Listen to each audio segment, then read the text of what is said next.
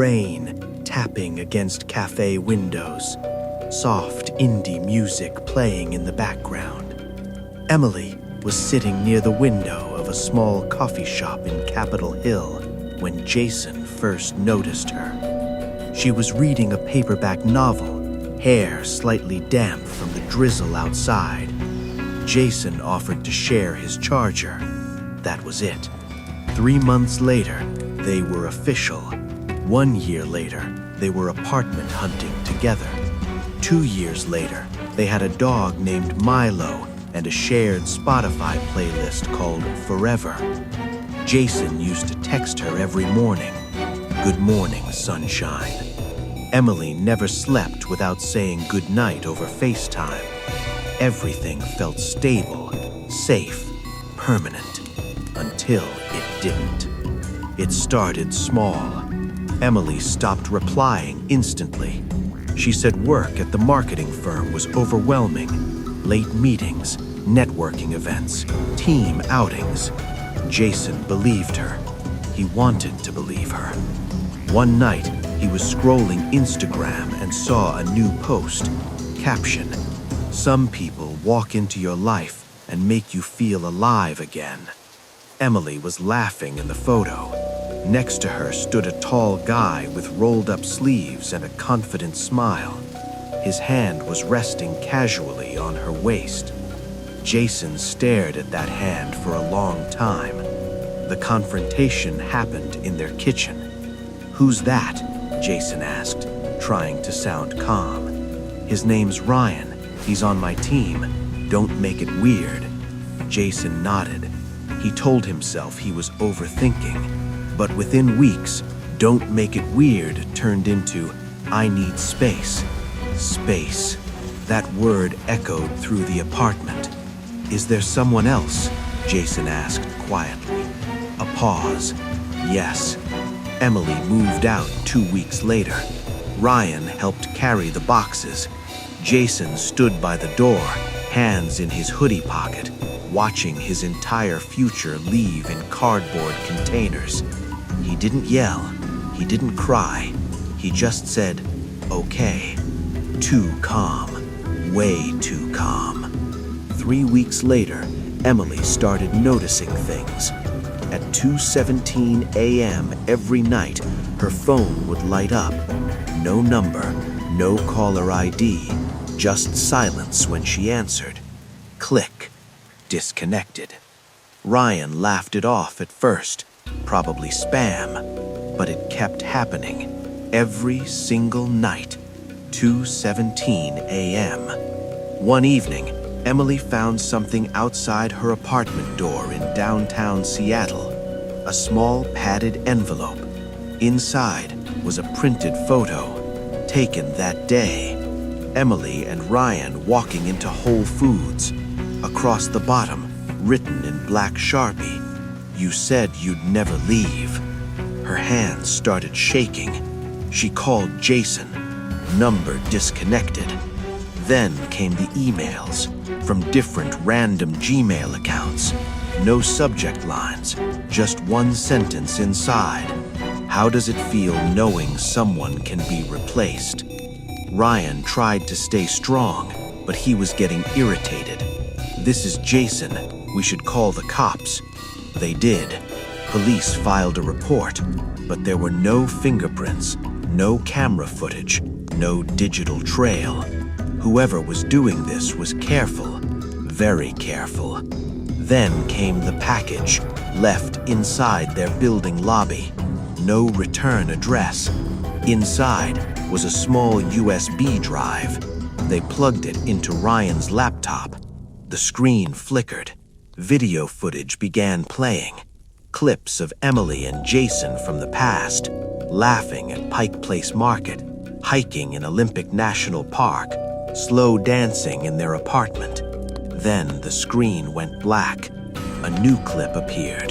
Grainy, dark, someone filming from inside a parked car. Across the street, Emily's current apartment building. A voice came through, calm, measured. Jason's voice. "You didn't just leave me, you erased me." Now you get to feel what that's like. The video cut. Ryan went missing 2 days later. He didn't show up to work. His car was found abandoned near a forest trail outside the city. Driver's door open, phone left on the seat. Last text message sent to Emily. He's been watching us. Police searched for Jason, but here's the thing. Jason had died in a car accident 2 weeks before the first 2:17 a.m. call. Single vehicle crash, Highway 90, rainy night, declared dead at the scene. Emily didn't even know. His parents had handled everything quietly, closed casket funeral. So who had been calling? Who had sent the photo? Who filmed from the car? Police assumed someone was copying his voice, but they never found proof. Ryan was never found. Jason's case file remained closed, and every night at exactly 2:17 a.m., Emily's smart home lights flicker for 3 seconds. Her Alexa once activated on its own and said, "Good morning, sunshine." That was Jason's nickname for her. No one else knew that. Chicago.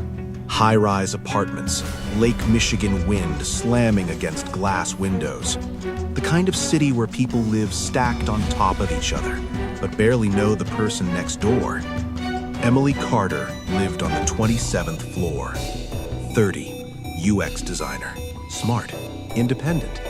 Recently recovered from a 3-year relationship that ended in betrayal. She had promised herself one thing: no more red flags, no more blind trust. Then she met Daniel Reed. They matched on a dating app. His profile was simple: no gym selfies, no fake alpha energy. Just one line: I don't date for fun, I date for permanence. Their first date was at a quiet cocktail bar in Wicker Park. Second date, Art Institute of Chicago. Third, a late-night walk along Navy Pier. Daniel wasn't flashy. He listened, really listened. He remembered small details: her migraine triggers, her coffee order, her childhood dog's name. It felt safe, too safe. 3 months in, Daniel practically lived at her apartment. 6 months in, half her closet was his. A year later, they were planning to move in together officially. And still, Emily realized something strange. She knew almost everything about him, except anything real. "Tell me about your ex," Emily asked one night. Daniel smiled lightly. "History doesn't matter when the future looks this good." "What about your family?" "They're private." "Friends?" "I keep my circle small." He never lied. He just never answered fully. One night, Emily's best friend, Rachel, came over. Rachel met Daniel briefly before he left for a late work call. As soon as the door shut, Rachel frowned. "I've seen him before." Emily laughed lightly. "In Chicago? That narrows it down." "No, I mean somewhere serious. Something felt off." Emily brushed it away, but the seed was planted. 2 weeks later, Daniel was in the shower. His laptop sat open on the kitchen island. Emily wasn't snooping. At least, that's what she told herself. A document was open. Title: Optimization Log, Phase 4. She hesitated, then scrolled. Bullet points: Emotional dependency, 82%. Social network reduction, successful. Attachment stability, high.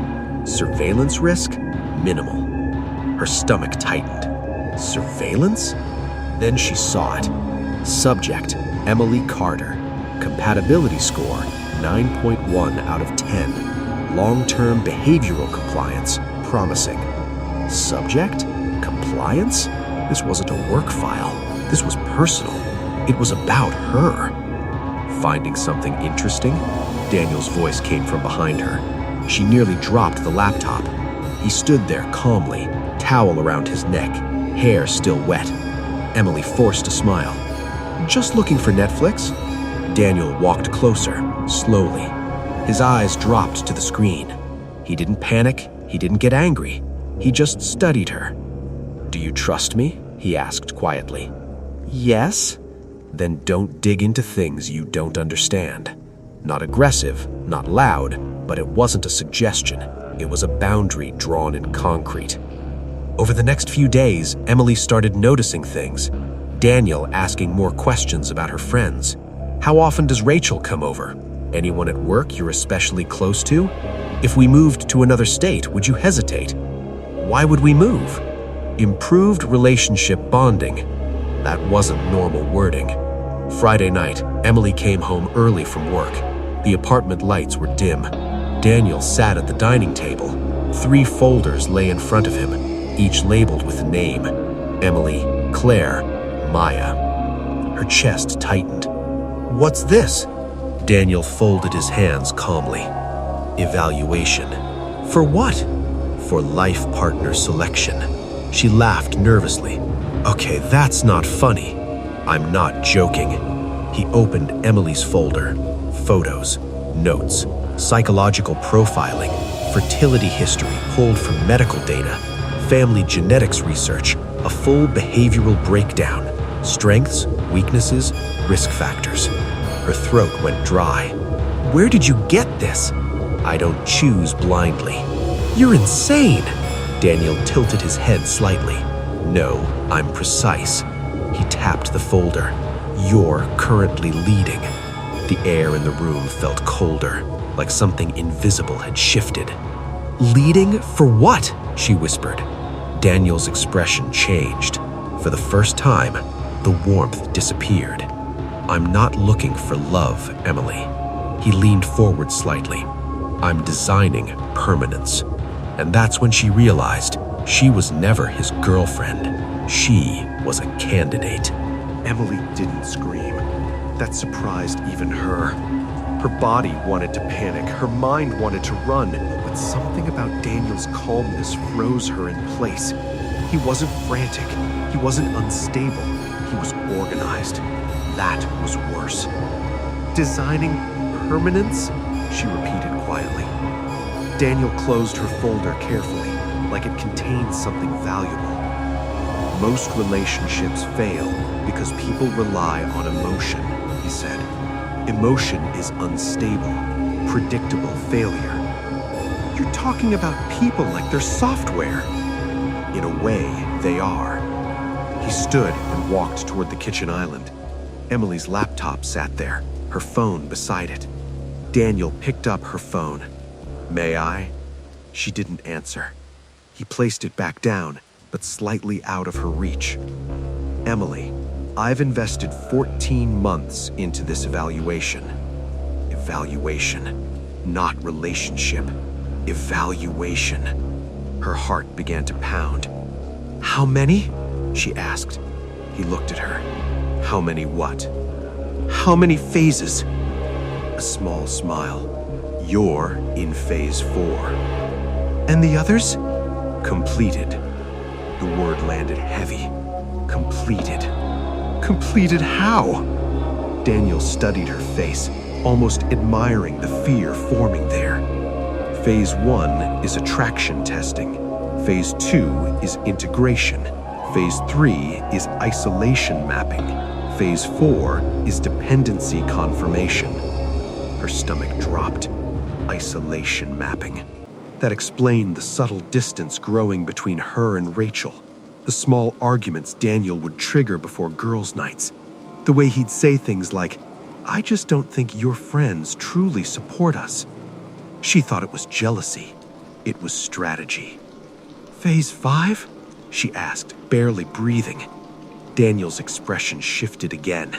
For the first time, something darker flickered. Commitment lock. "Marriage?" He tilted his head slightly. "Control." Emily took a small step backward.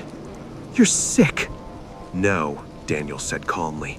"I'm efficient." He walked to the bookshelf. From behind a row of hardcovers, he pulled out another folder. It was older, edges slightly worn. The name read, Claire Weston. Emily felt her pulse in her ears. What happened to her? Daniel didn't answer immediately. Instead, he handed the folder to Emily. Her hands shook as she opened it. Photos, notes, compatibility score 8.7. Status, terminated, phase 3 failure. She looked up. Terminated? Emotionally, Daniel said smoothly. She became unpredictable. Where is she now? Ohio. Relief hit her for half a second. Then, how do you know? Daniel's eyes didn't blink. I track outcomes. You don't own people? I don't need to own them. He stepped closer. They volunteer. That sentence echoed in her skull. Volunteer. Had she? She moved in with him willingly. She distanced herself from friends willingly. She shared passwords willingly. Every step felt like her choice. But was it? Why me? She asked. Daniel's gaze softened again, dangerously gentle. You're resilient, intelligent. Genetic history shows low divorce probability markers. You crave stability after betrayal. He leaned closer.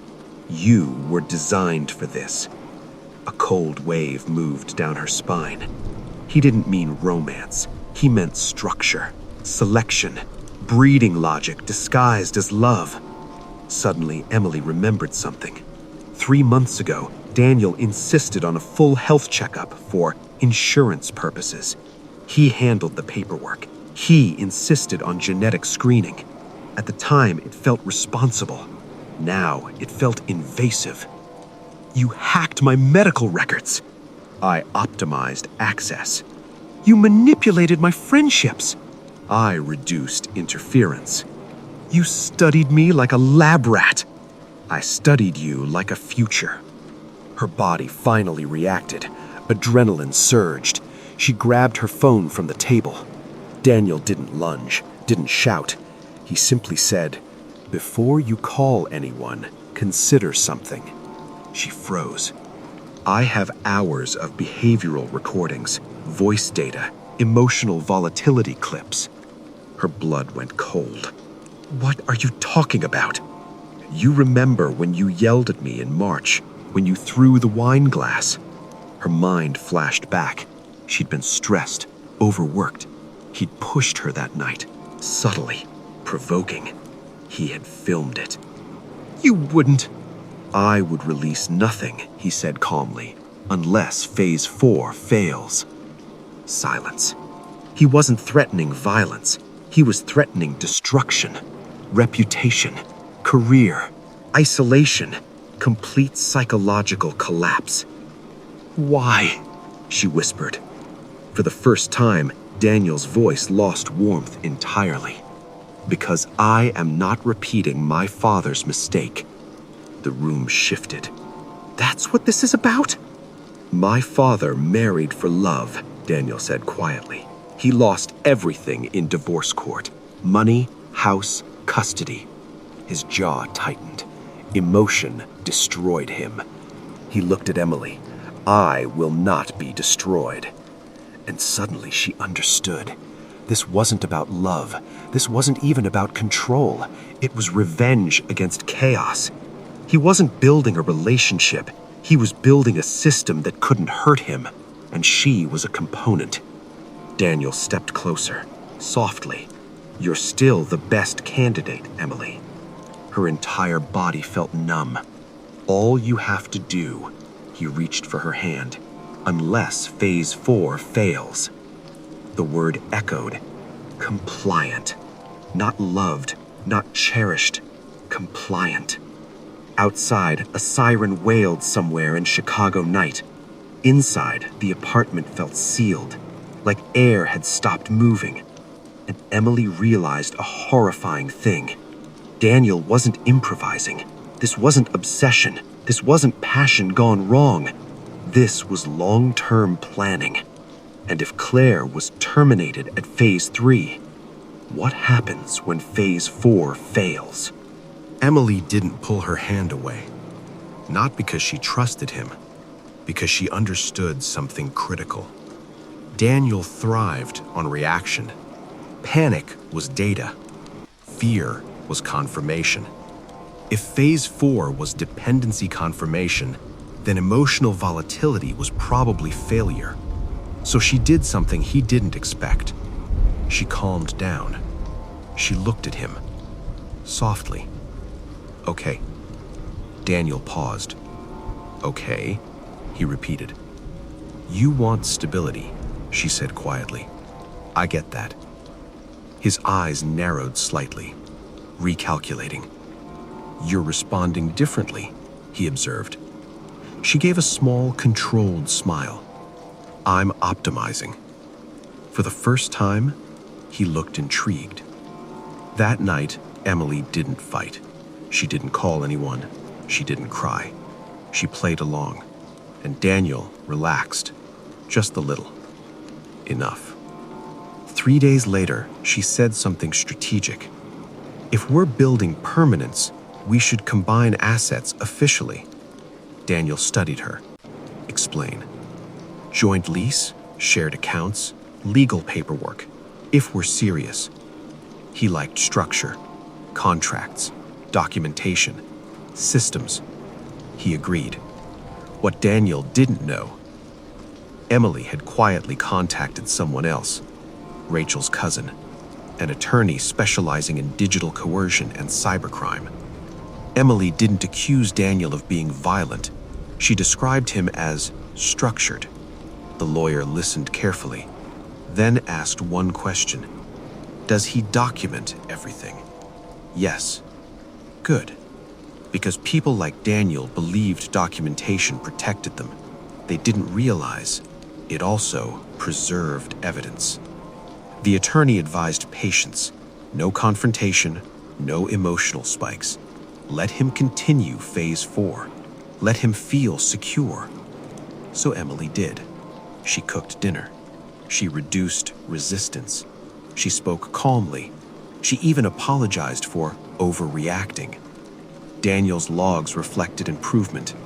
Emotional stability increased. Resistance minimal. Compliance trajectory excellent. He was satisfied. Then came Phase 5, commitment lock. Daniel placed a thin black folder on the table.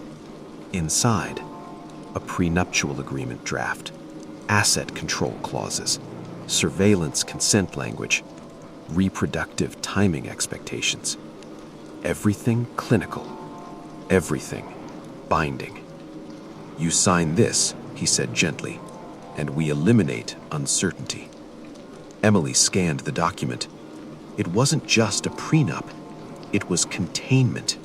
Full financial control centralized under him.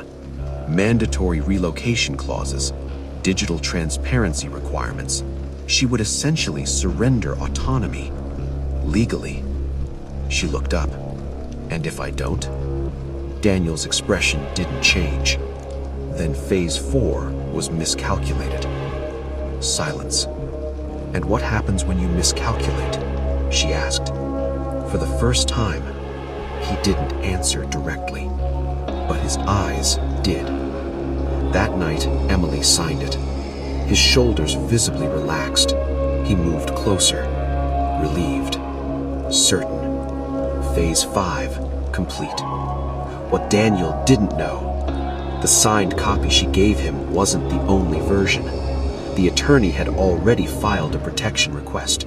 The FBI Cyber Division had been quietly reviewing metadata Emily had exported from his system. Digital logs, subject files, tracking spreadsheets, archived surveillance footage. Daniel had documented everything. Timestamps, GPS, voice recordings, including Claire Weston, including others. More than 3 names, more than 5. 2 weeks later, at 6:12 a.m., there was a knock on the apartment door. Daniel frowned. He wasn't expecting deliveries. He checked the peephole. Plain clothes. Badges flashed. His body went still. For the first time, no system, no model, no contingency. Behind him, Emily stood in the hallway, calm, controlled, watching. He turned slowly. "You violated compliance," he said quietly. "No," she replied. "I adapted." Agents entered, digital devices seized, hard drives bagged, folders collected. Daniel didn't resist. He simply looked confused, as if reality had broken its own rules. "I selected correctly," he muttered. "You were optimal." Emily stepped closer, and for the first time, he looked uncertain. "You never wanted a partner," she said softly. "You wanted control." He stared at her, and then something shifted. Not fear, not rage, something worse. Curiosity. As agents led him toward the door, he paused, looked back at her, and smiled. A small, unsettling smile. "You passed phase 4, he said quietly. Her stomach tightened. "What?" He tilted his head. "I always wondered what would happen if a subject evolved." The words felt wrong in a way that lingered. 6 months later, Daniel Reed's case was national news. Multiple women came forward. Digital coercion, surveillance, psychological manipulation. No physical violence, just systems, control, documentation. He called it optimization. The court called it predatory structuring. Emily moved apartments, changed numbers, changed routines. She rebuilt friendships, reclaimed space. Life slowly felt normal again. Almost. Until one evening, while setting up her new laptop, a notification appeared. Bluetooth device detected. Unknown source. She frowned. Her building had dozens of residents. Probably nothing. She ignored it. 2 minutes later, a file appeared on her desktop. No download prompt, no sender. Just a single document. Title: Phase 6. Her blood turned cold, hands shaking. She opened it. One line. Adaptation was anticipated. Below that, a timestamp from 10 minutes ago. Daniel was in federal custody, under surveillance, no device access, no internet, no contact privileges. That's what the news said. That's what the court said. That's what her lawyer said. Her phone buzzed. Unknown number. She didn't answer. A voicemail came through. Static. Then, a calm voice. Not Daniel's, but similar. Measured. Precise. You were never the only candidate. The line went dead. Emily stood frozen in the quiet apartment. Lake Michigan wind howling outside. High-rise windows trembling slightly. And for the first time, she understood the real horror. Daniel wasn't a monster driven by emotion. He was a model. And models can be replicated. On her laptop screen, the Bluetooth notification flashed. Again. Connected. This didn't happen in a small town. It happened in Boston. Winter, gray skies, the kind of cold that settles into your bones. Anna met Luke during their internship at a cybersecurity startup in Cambridge. He wasn't loud, wasn't flashy. He didn't compete for attention in meetings. He just watched. And when he spoke, it felt like he already understood everything. On their third date, walking along the Charles River, Luke said something that made Anna feel safe. "I don't play games in relationships. If I'm in, I'm all in." She liked that. After a string of emotionally unavailable guys, Luke felt solid, stable, grounded. 6 months later, they signed a lease together.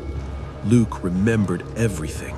How she took her coffee, the exact brand of oat milk she preferred, that she hated red roses because they felt cliché. He wasn't just attentive, he was observant. Sometimes intensely observant. Her friends joked about it. "He's kind of intense, don't you think?" her roommate Claire had once said. Anna laughed it off. "He's just thoughtful." The first thing that felt off wasn't jealousy, it was calmness. When Anna started working closely with a new hire, Nathan, Luke didn't react the way most boyfriends would. Nathan was easygoing, funny, charismatic, very different from Luke.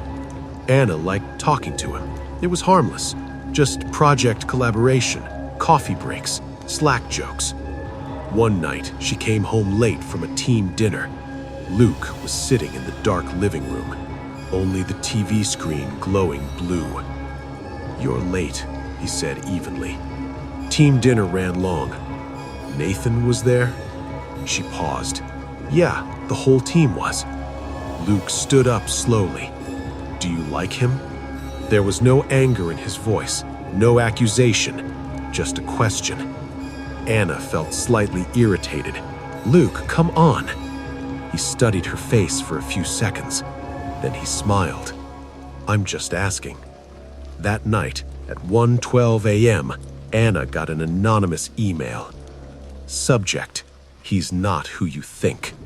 Attached was a photo of Nathan at a bar, very close to another woman. The message read, "He's done this before, just so you know." Anna felt unsettled. She asked Nathan about it the next day. He laughed awkwardly. "That's my ex from like 2 years ago." He seemed genuinely confused. Anna let it go, but something didn't sit right. A week later, Nathan stopped working from home. HR sent out a vague email. "Due to personal reasons, Nathan has decided to pursue other opportunities." His LinkedIn disappeared, Instagram deleted, phone number disconnected. It was as if he'd never existed. Anna mentioned it at dinner. "Isn't that weird?" she asked. Luke cut his steak calmly. "Some people aren't meant to stay." The way he said it made her stomach tighten. A few nights later, Anna woke up around 3 a.m. She didn't know why. Then she realized someone was sitting in the chair across the bedroom. Luke. Just sitting there, watching her. "You scared me," she whispered. "Why aren't you sleeping?" He tilted his head slightly. "Just making sure." "Making sure of what?" "That you're still here." There was something in his tone, not loving, not protective, possessive. Anna forced a laugh. "That's creepy." He smiled faintly. "I'm kidding." But he didn't go back to bed for another 10 minutes. He just kept watching. The next day, while working from home, Anna opened her laptop. A folder appeared on her desktop. She didn't remember creating it. Title: "If She Leaves." Her heartbeat spiked. She clicked it. Inside were subfolders: friends, family, financial, patterns, containment. She opened patterns. It was a document detailing her routines, what time she left for work, where she bought groceries, which gym days she skipped, how often she called her mom. Every detail logged, systematically, like a case study. Her breathing became shallow. She clicked containment. The document opened. The first line read, Phase 1, Isolation. Her hands started shaking. The front door unlocked. Footsteps. Luke's voice from the hallway. "Anna?" She quickly minimized the screen. He walked into the room smiling casually. "Find anything interesting today?" He stepped closer. Too close. His eyes flicked to the laptop, then back to her. And for the first time since she met him, his smile didn't reach his eyes. Luke didn't look angry. That would have been easier. He looked calm. Find anything interesting?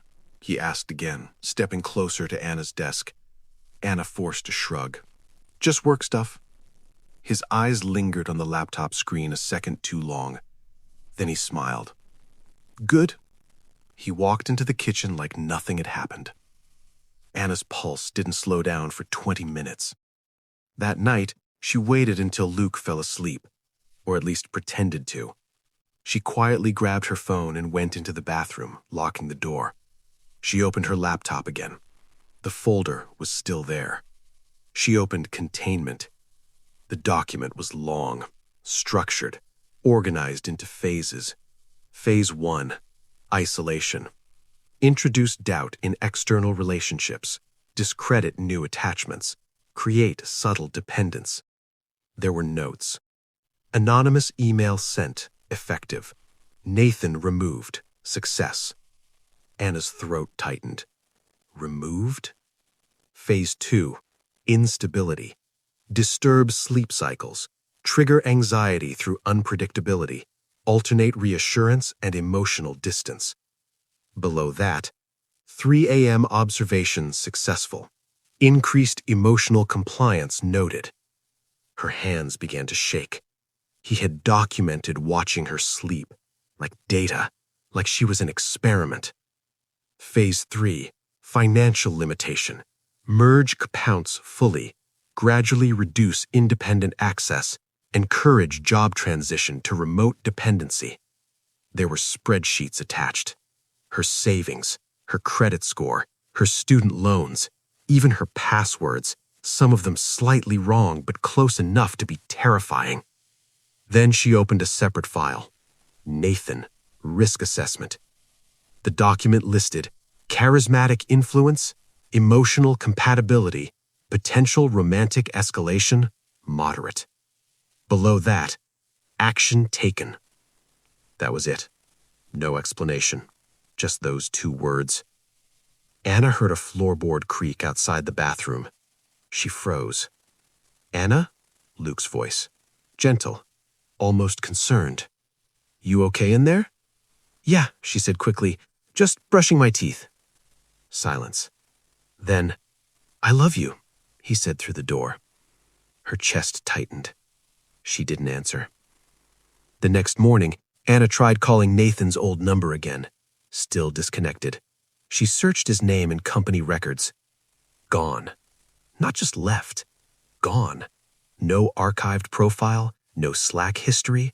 Even shared project files had his name replaced with former contributor. She felt dizzy.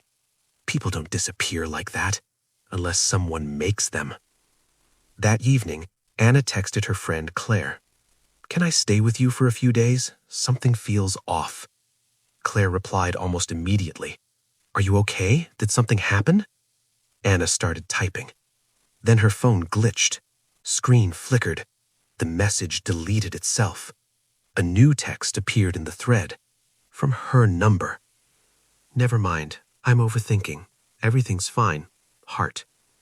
Anna dropped the phone. She hadn't sent that. Her hands were still mid-air. Slowly, she turned toward the living room. Luke was sitting on the couch, her laptop open. He didn't look guilty. He looked patient.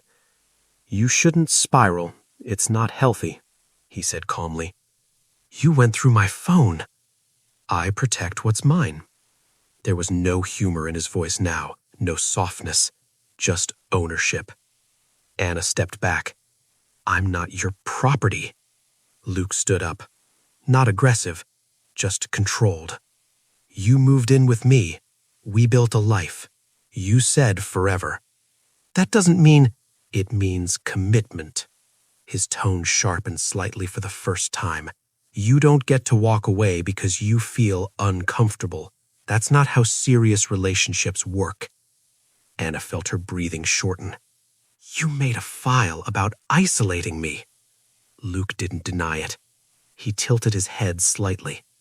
Isolation is just removing threats. I'm not in danger. You are, he said softly, from yourself. He walked closer, not touching her, just close enough that she felt boxed in. You get distracted. You seek novelty. You mistake attention for connection. I eliminate instability. That's not love. Luke's jaw tightened. It's protection. Then he said something that made her blood run cold. I didn't make Nathan leave because I was jealous. Her stomach dropped. I made him leave because he was weak. Anna whispered, "What did you do?" Luke smiled faintly. "Nothing illegal." He walked past her and grabbed his jacket. But you'd be surprised how easy it is to destroy someone's digital footprint. The door closed behind him. Anna stood alone in the apartment, her laptop still open, the containment plan still glowing on the screen. At the bottom of the document, one final section remained unopened. Phase 4, Permanent Solution. Her cursor hovered over it, and then her phone buzzed. Unknown number. She hesitated, then answered.